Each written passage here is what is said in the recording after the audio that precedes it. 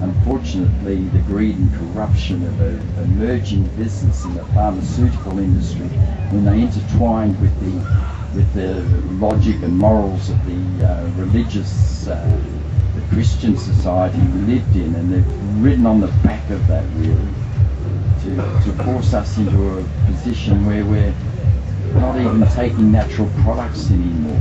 We're being forced into a pill society, and why I like the venue here to be able to talk is you can't really say much nowadays, but I want to share with you the capsules are now banned in Australia.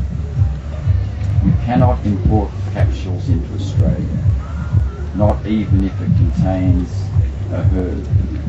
Capsules are banned. The sad thing about that, for most Western tastes, herbs don't taste very nice, and so a lot of us need to encapsulate them to take them, but it's just another way of getting at the herbal industry. You cannot import, and I don't know if legislation has come through right now, but it's on the way. There are no more capsules allowed. What was used for diarrhea? Well, in some cultures, lantana was even used. What else? Senna? Wormwood? Exactly. Constipation, senna, you know, all of these. What about for men's sexual health, erections, or all that? Well, we know of one very good herb that definitely works for men and women, yohimbe. It was even investigated by a university in America who did say it was a genuine aphrodisiac. It genuinely works. Try and get yohimbe. It's banned.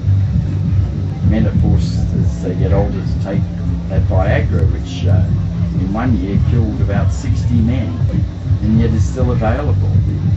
And yet yohimbe is banned for some reason. We'll go on. Herbs for energy. We all think of guarana, and we know that there's big profits right now in that industry, in the energy drinks that many years ago we thought of doing before Red Bull got into Australia. And the trouble with these energy drinks is that they don't really work. They taste awful, they don't really work, they give you the jitters, they don't give you 4 hours of healthy energy. And I say that because I remember a girl coming in the store with a guy, and he said, "Oh, what is all this stuff?" And I showed him something that was like our herbal ecstasy.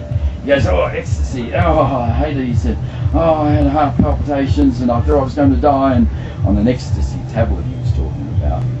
His girlfriend was standing next to him and said, "No, stupid, it was the 14 Red Bulls you had that made you like that." And who has died from cannabis, for that matter, you know? And who has died from yohimbe? And nobody's ever died of kava. Well, we'll go on, but with energy also there's kola nut, and kola nut is no longer now allowed into Australia, by the way. But of course the biggie is coca. And coca leaf is one of the biggest healing herbs on the planet.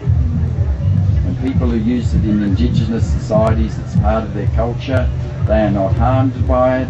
It helps them climb mountains, it helps with their digestion, it's full of antioxidants, and it's a very healing herb, and the people who use it are very healthy. Well, we were busted because we were bringing coca tea in tea bags into Australia. You can bring a couple of packets in, I think they allow you to do that. But when you start bringing in hundreds and hundreds of packets, they think that you're going to make cocaine. But it's so wrong. If cocaine is so bad, and I'm not a proponent for cocaine either, but if cocaine is so bad, sure, ban that, but why ban the plant? And that's what's happening lately. As my partner Elizabeth called it very rightly, herbal genocide. You know, kraton, marvellous herb, really good for pain, and a friend of ours would chew on 2 leaves of it to stop period pain. It was something that you really couldn't abuse, and something that Western people couldn't abuse.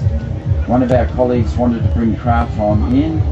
The Therapeutic Goods Administration looked at it, researched it, found that it was banned in Vietnam and Burma, found that if there was a case that a guy had heaps of it and didn't have convulsions, just he had trembling, you know, just for a period. And they banned it on the basis of that. And what's worse, they banned it on the basis of internet research. I mean, they didn't do a proper research into kratom.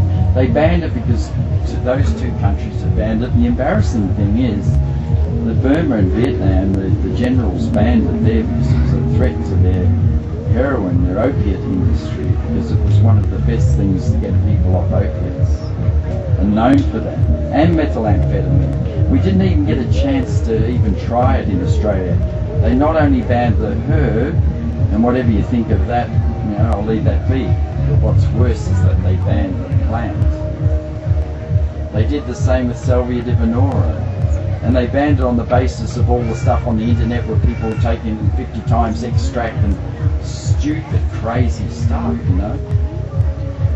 But fine, ban the extract, but don't ban the plant. If you grow a Salvia divinorum plant at home, you can go to jail for it. If you grow a kratom plant at home, you go to jail for it. And why my partner calls it herbal genocide is that if you imagine that and as we're becoming more globalized and more of a one world, if every country, and that's what Americans want the whole world to do, is to adopt their useless and harmful drug laws, if every country adopts those same laws, like ban the kratom plant, ban the coca plant, etc., there won't be any of these plants left on the planet. And that is an evil